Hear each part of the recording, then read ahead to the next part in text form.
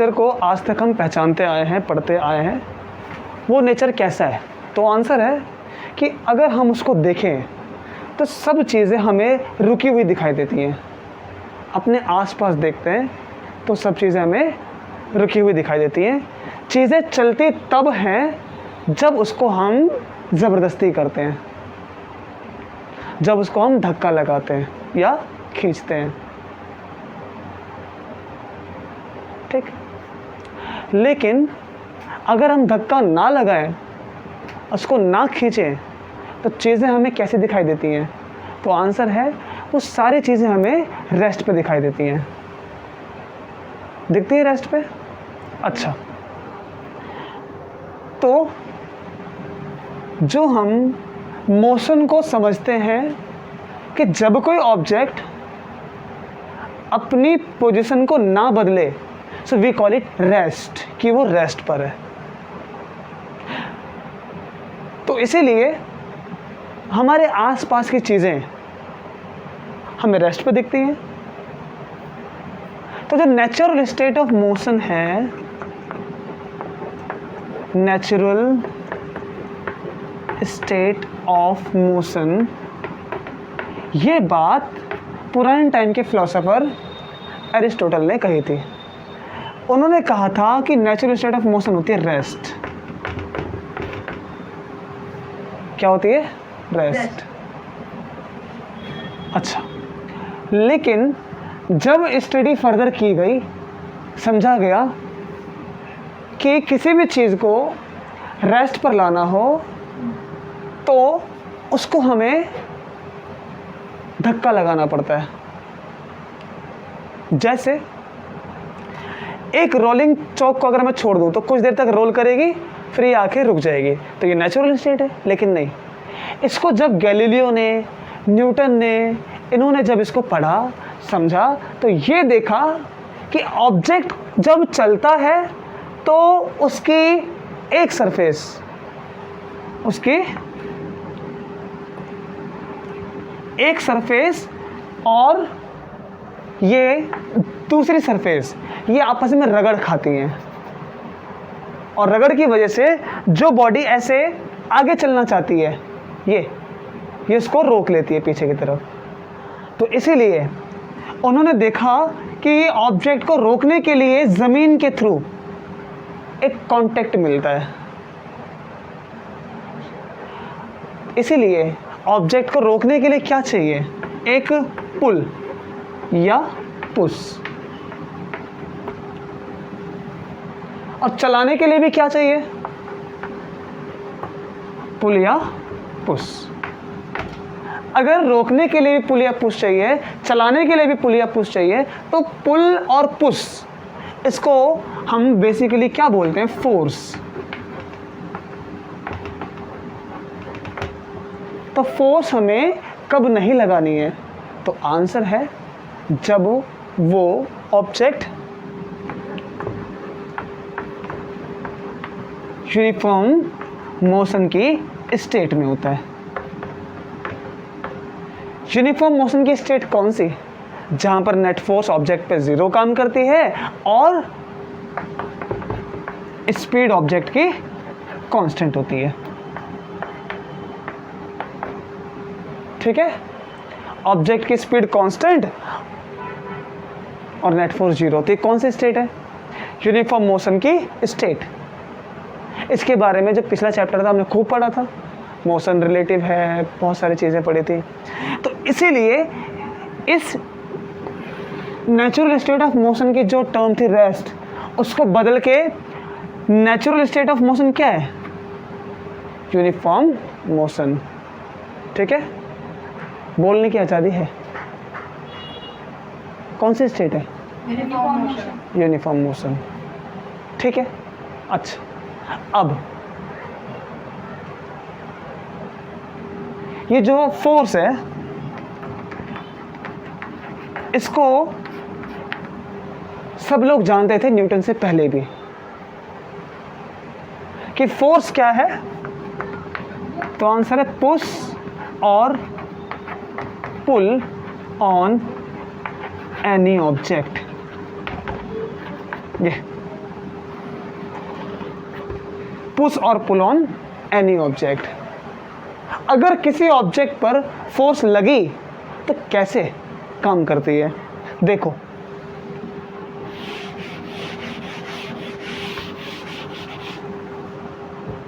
हाँ, अभी ये ऑब्जेक्ट, इसको मैं ऐसे हाथ से पकड़ता हूँ, so I just push it, I just pull it, तो कांटेक्ट के साथ है।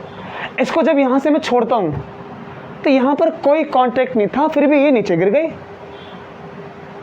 ठीक है, क्या नीचे गिरते वक्त ये फोर्स थी? तो इस बात का पता कैसे चलता है, तो सुनो एक एक्सपेरिमेंट से। अगर एक ऑब्जेक्ट को, बॉल को हमने अर्थ की सरफेस से माना कि ये 500 मीटर ऊपर है और गिरते वक्त इसकी रफ्तार मानी 10 मीटर पर सेकेंड, तो हमने देखा इसको टाइम कितना लगेगा, 500 डिवाइड 10, इसको टाइम लगेगा 50 सेकेंड। तो 50 सेकेंड के बाद ये ज़मीन पे होगी, क्योंकि रफ्तार इतनी है। लेकिन हम एक्सपेरिमेंट में नोट करते हैं कि इसको टाइम 50 सेकेंड नहीं, इसको टाइम लगा 30 सेकेंड, इसको टाइम लगता है 20 सेकेंड, इसको टाइम लगता है 10 सेकेंड, मतलब कम टाइम लगता है। अब इसको टाइम कम कब लग सकता है, या तो डिस्टेंस कम हो, लेकिन नहीं, डिस्टेंस तो हमने नापी थी, पूरी 500 मीटर थी। दूसरा फैक्टर क्या है, स्पीड, उसकी कहीं ना कहीं किसी ने स्पीड बढ़ाई है, पकड़ा तो किसी ने नहीं था, तो कैसे बढ़ी स्पीड?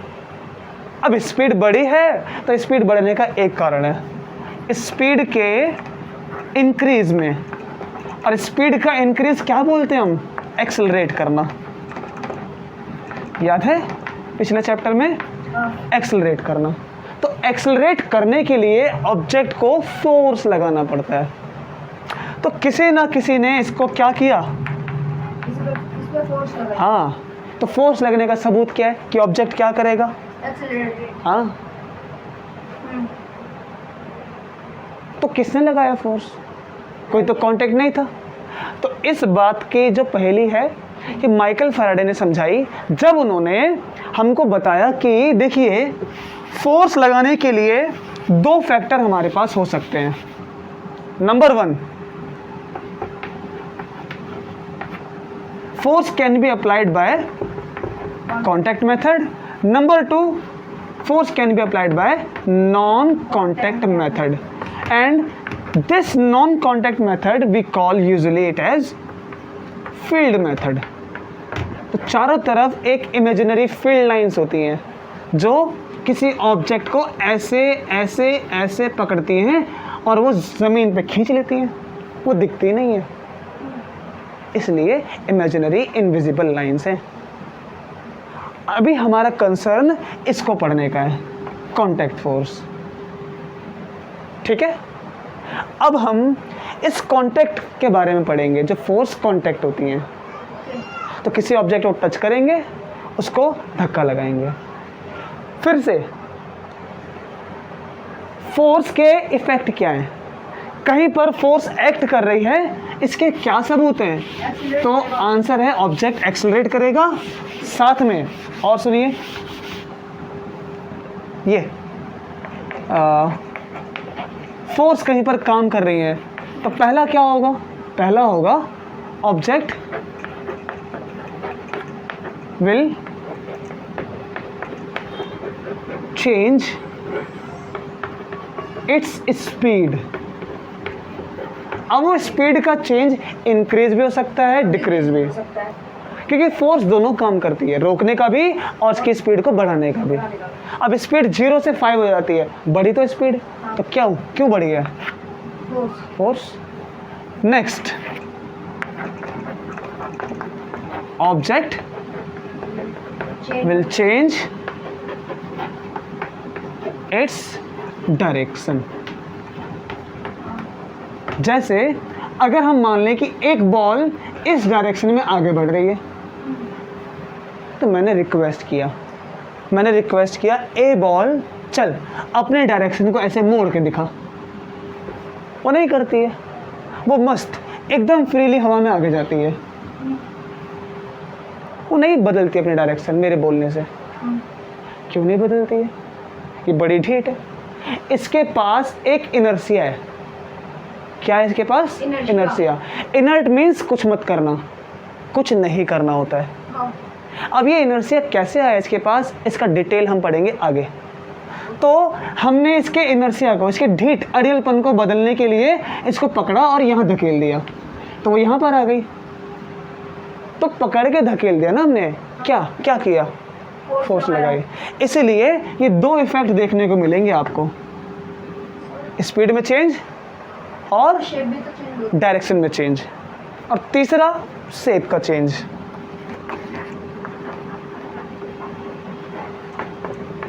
चेंज इन शेप या ओरिएंटेशन ऑफ ऑब्जेक्ट। जब वो मूव नहीं कर रहा है तो दो तरफ से दबाया जाएगा, वो कंप्रेस हो जाएगा, उसकी शेप चेंज हो जाएगी। अच्छा, इतनी सब बातों के बाद आगे देखो, यहां से एक बात समझ में आ चुकी है कि अगर कोई ऑब्जेक्ट, ये बॉल है, ये रुकी है तो रुकी रहेगी जब तक मैं इसको फोर्स नहीं लगाता। चलती है तो चलती रहेगी, अगर ये चल रही है तो चलती रहेगी जब तक कोई फोर्स ना लगाई जाए। अब सुनिए, ऑब्जेक्ट के पास कुछ मास होता है m। मैंने कहा हल्की है, तो मैं आया, इसको एक धक्का लगाया फोर्स का, चल पड़ती है। फिर मैंने कहा ठीक है, इससे भारी बॉल लेकर आता हूं मैं, ये इसको मैंने अब एक धक्का लगाया, नहीं चलती है, दो लगाया, नहीं चलती है, तीन लगाया, चल पड़ती है। तो क्या किया मैंने फोर्स को बढ़ा के जो इसमें अड़ियलपन था उसको कम कर दिया। इसका अड़ियलपन कैसे आया? तो आंसर है इसका मास ज़्यादा था, ये m2 ये m1, और m2 जो मास है वो ज़्यादा है तो ये भारी है। तो जिस बॉडी का मास ज़्यादा है उसके पास इनर्ट रहने की प्रॉपर्टी भी ज़्यादा है। अब बताओ, एक साइकिल का इनर्शिया ज़्यादा है कि एक ट्रक का? एक ट्रक का। ठीक, अच्छा, तो जिस बॉडी का मास ज़्यादा उसका इनर्शिया ज़्यादा। फिर से अगर ये ऑब्जेक्ट चलता है तो मैं सामने से एक फोर्स लगाता हूँ F, ये रुक जाता है। यही बॉल जब ये आगे चलती है तो इसका मास ज़्यादा है तो मुझे ज़्यादा फोर्स लगानी है ना, तो ये रुक जाएगा। तो क्या समझ में आया? आपको समझ में आया? एक ऑब्जेक्ट, एन ऑब्जेक्ट इफ, हाँ पीयूष, आपके पास 10 बनाएंगे? हाँ एक मिनट। बात ये मतलब If an object is at rest, then it will continue at rest. If an object is in motion, then it will keep continuing motion unless we apply force. We apply force. But ये definition अभी अधूरी है। क्यों? क्योंकि हमें एक चीज़ और पढ़नी है। So let's be see. देखो,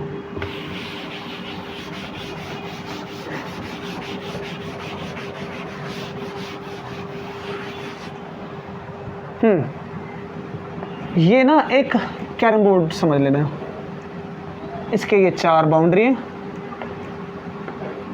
यहाँ पर एक गोटी है और ये एक स्ट्राइकर। जब ये स्ट्राइकर इस गोटी को हिट करेगा, मैं यहाँ पर खड़ा होता हूँ, तो अगर ये स्ट्राइकर इस गोटी को हिट करता है, ये गोटी चल के इसको हिट करती है कैरम बोर्ड की बाउंड्री को, तो क्या कैरम बोर्ड चलेगा? नहीं चलेगा। लेकिन फोर्स का मतलब होता है चलो। तो सर हमें उतनी फोर्स लगानी। अब मैंने इसको बहुत तेजी से धकेला, तब भी नहीं चलता। ठीक है, तो मैं एक काम करता हूँ, 10 लोगों को लेके बस में जाता हूँ, बहुत पहलवान। बस का ड्राइवर गाड़ी आगे चलाता है और हम सारे जितने पहलवान हम बोलते चले 10 बस को जितने भी 10 लोग मिलके पीछे धक्का दो अंदर से, क्या बस रुक जाएगी? नहीं। नहीं रुकेगी। लेकिन अगर धक्का लगा रहे हैं तो रुकना चाहिए ना, क्योंकि फोर्स लगा रहे हैं। तो क्या समझ में आया? एक दुनिया वो जहाँ पर फोर्स लगाओ तो मोशन चेंज हो जाता है, एक वो जहाँ पर नहीं होता है। तो फोर्स इसलिए दो तरह से होती हैं।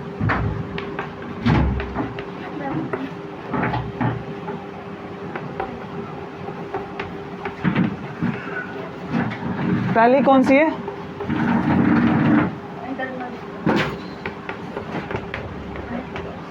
External force. हाँ, तो ये जो फोर्स है इंटरनल, मैं इसी की बात कर रहा हूँ। अगर किसी ऑब्जेक्ट पर ये अंदर से फोर्स लग रही है इंटरनल, तो क्या एक कैरम बोर्ड इस फोर्स की वजह से चलेगा? नहीं। नहीं। तो क्या समझे?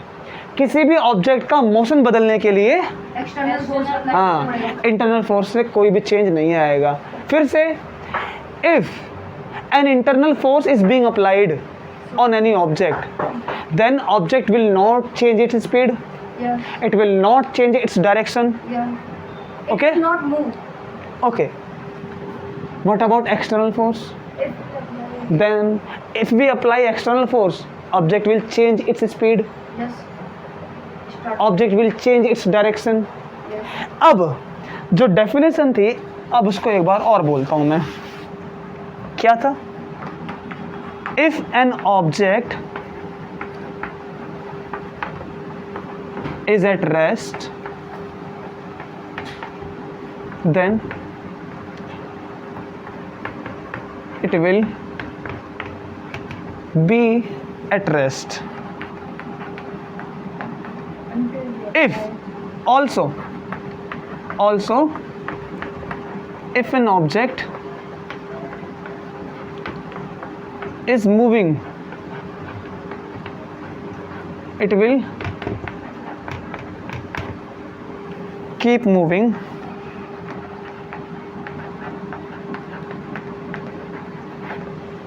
अगर हमें बदलना है। So unless we apply an external force. समझ में आया? Yes. तो एक एक्सटर्नल फोर्स की रिक्वायरमेंट है रेस्ट से मोशन लाने के लिए, मोशन से रेस्ट लाने के लिए, and this is Newton's first law of motion.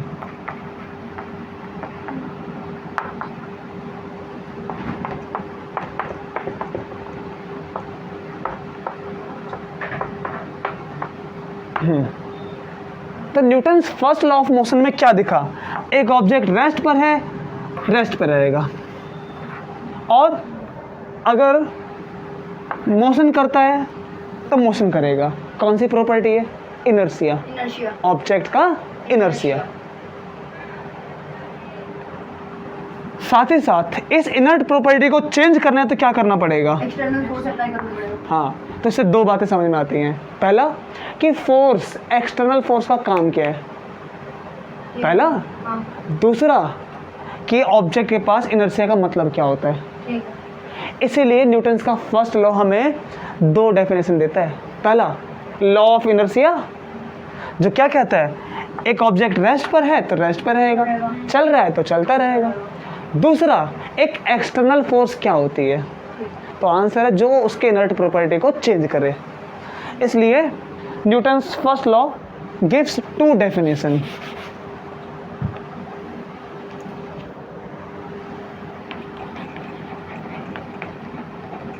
Newton's first law of motion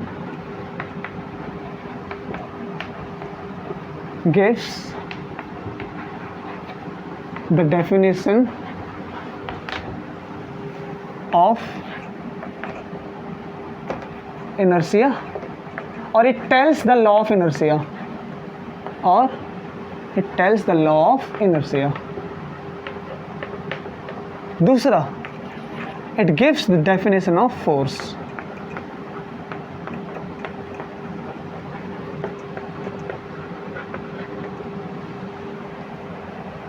ठीक है। अच्छा, अब यहां से सारी बात होने के बाद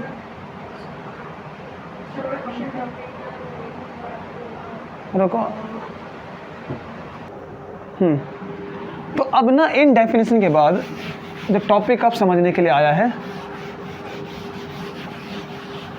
देखिए ये सारी बातें हुई, लेकिन फोर्स होते कितनी है इन सब में ये कहीं नहीं लिखा। इसके लिए क्या करेंगे तो ध्यान से देखना, इसके लिए एक टर्म पढ़नी पड़ेगी जो न्यूटन की प्रिंसिपिया में भी है, क्योंकि बुक बहुत अच्छी है समझने के लिए। उसमें ऑब्जेक्ट के मोमेंटम के बारे में बात की गई है। ये ऑब्जेक्ट का मोमेंटम, इसका मतलब क्या है तो सुनिए। Mass into speed. इसको बेसिकली इस तरह से डिफाइन किया है कि अगर एक ऑब्जेक्ट के पास कुछ मास है और कुछ स्पीड से वो चलता है, सो इसके पास मोमेंटम है। लेकिन न्यूटन के बाद जब डेफिनेशन में काफ़ी सारे चेंज आए, फिजिक्स में कई सारे बदलाव आए, तो देखा गया कि लाइट के पास मास नहीं होता, फिर भी उसके पास मोमेंटम होता है। वो फोर्स लगाती है, प्रेशर एक्सर्ट करती है। अभी के लिए 9th क्लास के लिए आप मोमेंटम क्या समझेंगे? Momentum is a characteristic of moving object. किसके पास वेलोसिटी है, इसको सिंपली हम लिख सकते हैं ऐसे करके, it is the quantity which defines momentum. क्या है? Momentum is the product of mass into speed. Mass and velocity. There can't be say speed. अब मोमेंटम को डिफाइन करना है, इसको हमको P से शो करना पड़ता है, मास एंड वेलोसिटी। अच्छा, मैं आपको पहले पढ़ा चुका हूँ एक बार वेक्टर क्वांटिटी क्या, तो आंसर है वेक्टर वो क्वांटिटी जिनके पास अमाउंट भी होता है और डायरेक्शन भी। इसीलिए वेलोसिटी भी एक वेक्टर क्वांटिटी है, तो मोमेंटम भी एक वेक्टर क्वांटिटी होगा। क्या डायरेक्शन है मोमेंटम की? जो स्पीड की डायरेक्शन है। अगर एक ऑब्जेक्ट मास m है, v स्पीड से आगे जाता है इस तरफ, उसका मोमेंटम किस तरफ? तो आंसर है मोमेंटम भी सामने की तरफ होगा। ठीक है। अच्छा,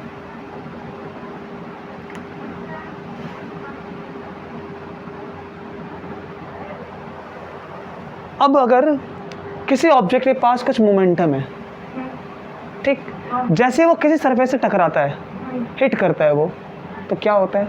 उसका मोमेंटम सडन चेंज हो जाता है, और उस चेंज इन मोमेंटम को हम फील करते हैं। उसे क्या कहते हैं हम? फोर्स। क्या कहते हैं? फोर्स। देखो, अगर एक वॉल सामने है, मैं उस पर एक बॉल को फेंकता हूँ, मत छेड़ो, ठीक है? सब सही है ना? कर दो स्टार्ट। कर दिया? ठीक है। देखो, अगर एक बॉल को मैं दीवार पे फेंकता हूँ, अभी उसका मोमेंटम मान लो कितना है? 100। कैसे? मास मान लो कि वो 50 किलो की है और 2 मीटर पर सेकंड से उसको वॉल की तरफ फेंकता हूँ मैं। तो जैसे ही ये बॉल इस पर टकराएगी, वो टकरा के ज़मीन पे गिर जाएगी और ज़ीरो मोमेंटम हो जाएगा। एम वी कितना हो जाएगा? ज़ीरो। तो मोमेंटम में चेंज और दीवार पर एक फोर्स लगेगी। इसीलिए पहले कितना मोमेंटम है उसको बोलेंगे इनिशियल, फाइनली कितना है? ये इतना।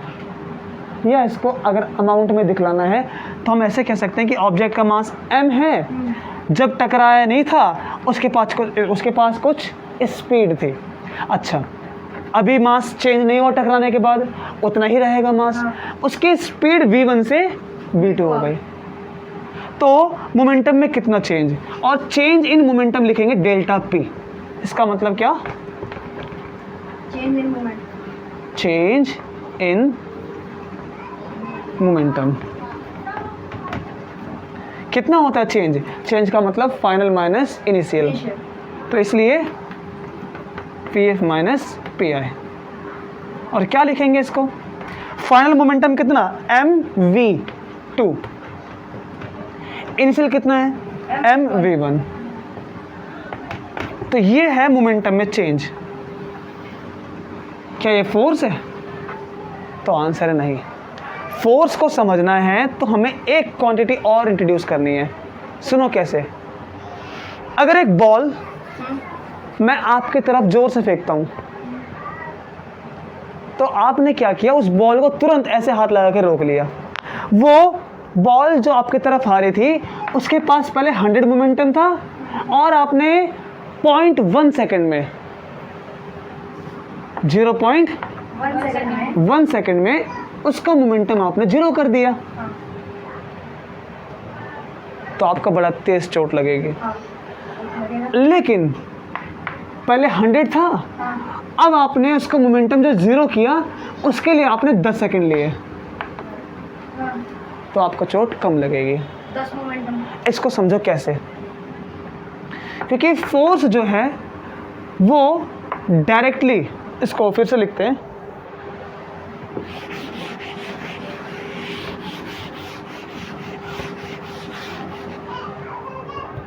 देखो फोर्स डायरेक्टली डिपेंड करती है मोमेंटम के चेंज पर विद रिस्पेक्ट टू टाइम।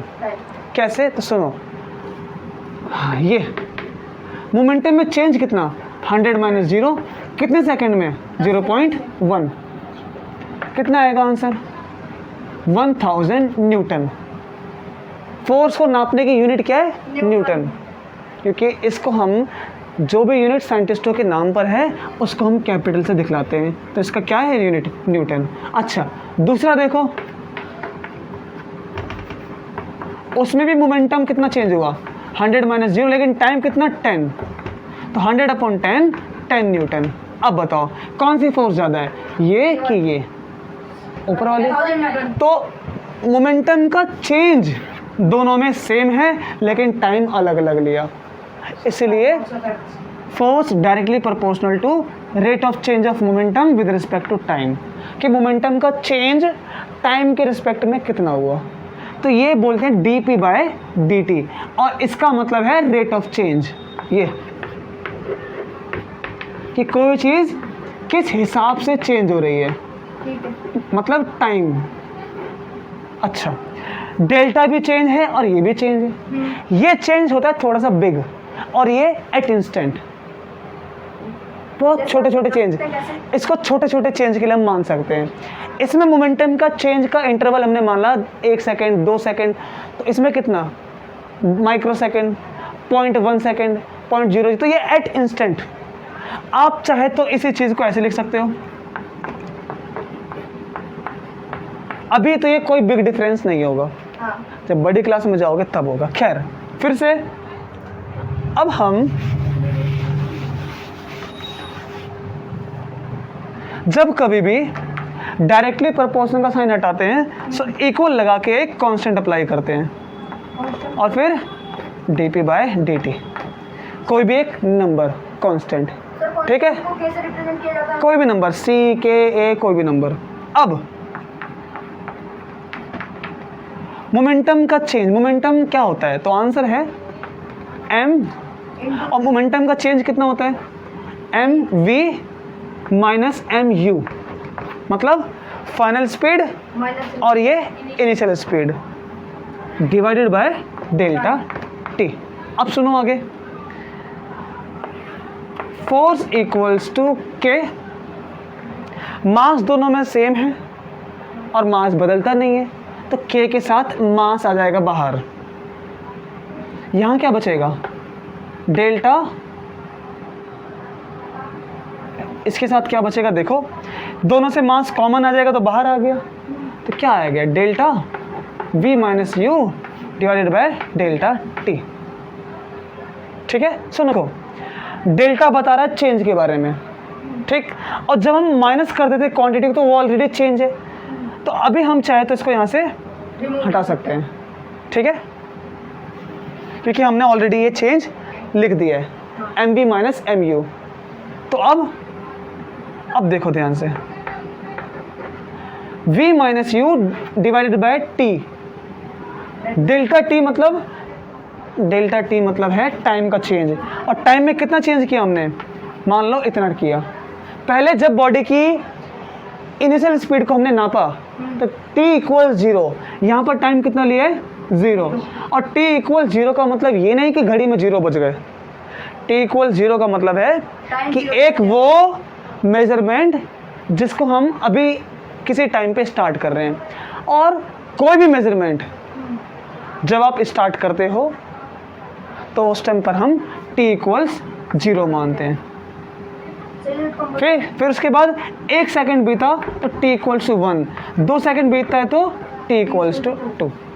तो t इक्वल्स 0 का मतलब क्या है? तो आंसर है एक ऐसा टाइम जहाँ पर हम कोई भी मेजरमेंट स्टार्ट कर रहे हैं। तो हमने स्टार्ट किया नापना कि पहले उसकी स्पीड u थी कुछ, u मतलब एक गाड़ी चलती आ रही है। तो मैंने देखा चलो बताओ स्पीड कितनी है, अभी उसने नापा 5, ठीक है। फिर उसके 10 सेकंड के बाद पूछा स्पीड कितनी है, स्पीड है 10। तो final time minus initial time, initially जब मैंने देखा तो स्पीड u थी, फाइनल जब पूछा तो स्पीड कितनी है v, तो स्पीड बदली है। हाँ कितना टाइम लिया है? तो आंसर है जब मैंने नापना शुरू किया था तो उस टाइम पर t इक्वल 0, हाँ जब मैंने फाइनल पूछा तो टाइम कितना t, तो क्या बोलेंगे इसको v माइनस यू अपॉन में t, और v minus you upon t क्या होता है? एक्सेलरेशन। अब ना यहाँ से हमें फोर्स को डिफाइन करना है।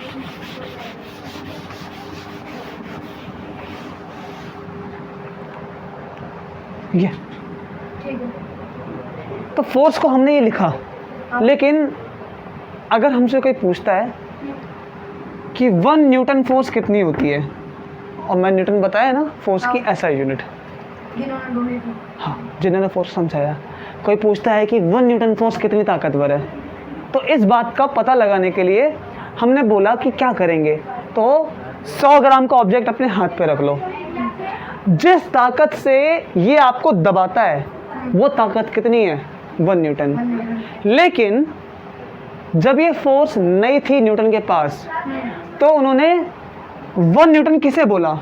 तो उन्होंने देखा कि फोर्स को पहली बार इंट्रोड्यूस किया गया है, तो 1 न्यूटन कितनी होगी? इतनी, इतनी या इतनी।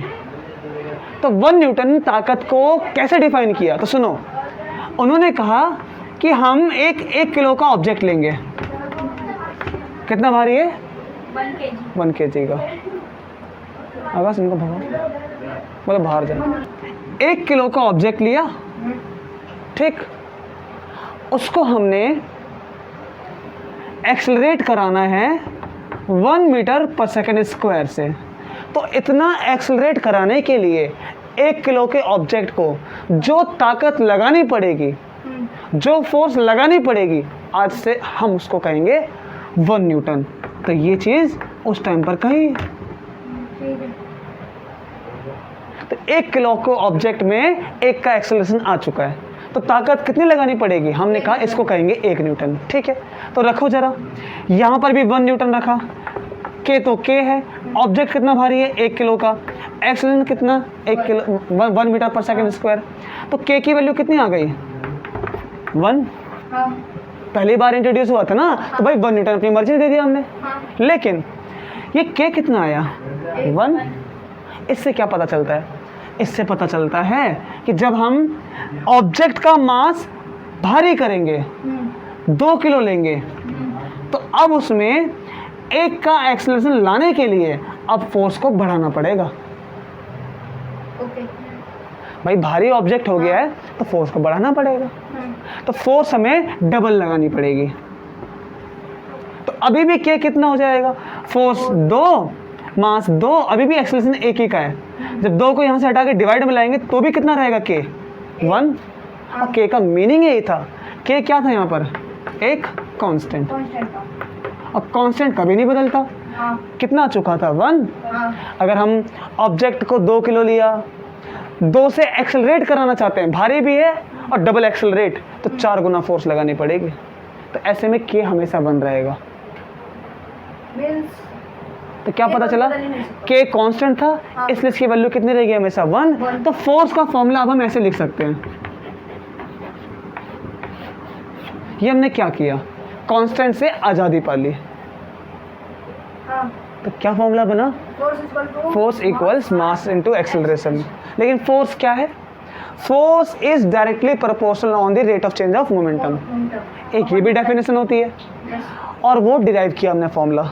ओके ठीक है, हाँ अच्छा तो अब यहाँ से फोर्स की ऐसा यूनिट, तो अब कोई भी पूछता है कि फोर्स कितना अमाउंट होता है, फोर्स की कैलकुलेशन कैसे होती है, तो ऐसे। ओके अब उसका मैथमेटिकली फॉर्मूला न्यूटन ने दिया था, उसको न्यूटन में नापते हैं। दूसरा, क्या ये वेक्टर है, तो आंसर है हाँ। It is an vector quantity. Force की डायरेक्शन क्या होती है, तो आंसर है जिस तरफ आप धक्का लगाते हो वही फोर्स की डायरेक्शन है। हाँ ठीक है, लेकिन जब कोई ऑब्जेक्ट रोटेट करता है उसके बारे में सुनो। ये कोई ऑब्जेक्ट रस्सी से बंधा पड़ा है, तो जब हम उसको सीधा फेंकते हैं तो रस्सी के मॉलिक्यूल ऐसे तन जाते हैं। हाँ तो एक टाइम पर जब मॉलिक्यूल तनते हैं तो वो वापस आना चाहते हैं, हाँ तो सारे मॉलिक्यूल ऐसे ऐसे ऐसे वापस आना चाहते हैं। अगर वो यहाँ पर है, यहाँ से ऐसे फेंकेंगे आगे, ऐसे आगे, तो उसके मॉलिक्यूल फिर तन जाएंगे रस्सी के, हाँ फिर वो वापस खींचेंगे अपने आप को ऐसे ऐसे ऐसे ऐसे। तो सारे के सारे कहाँ खींच रहे हैं, तो यहाँ पर जो फोर्स है वो कहाँ पर है, सेंटर की तरफ। तो घूमते हुई बॉडी में जो फोर्स की डायरेक्शन है वो सेंटर की तरफ होती है। हाँ और जहाँ बॉडी की रफ्तार चेंज होती है, इसमें रफ्तार चेंज नहीं होती है। जहाँ रफ्तार चेंज होती है तो आंसर है जिस डायरेक्शन में रफ्तार बढ़ी है या घटी है उसी डायरेक्शन में हमने फोर्स अप्लाई की है। आया समझ में? आ गया। फिर से फोर्स क्या होती है, पुश और पुल ऑन एनी ऑब्जेक्ट, या फिर force is directly proportional on the rate of change of momentum, and this is Newton's second law। क्या है ये, Newton's second law, Newton's second law of motion. तो force is directly proportional on the rate of change of momentum, and this is the calculation for the force। तो second law क्या देता है, force की calculation. ठीक, अच्छा इसके बाद हमें थोड़ा सा आगे पढ़ना है, सो हम इसको नेक्स्ट क्लास में देखते हैं। ओके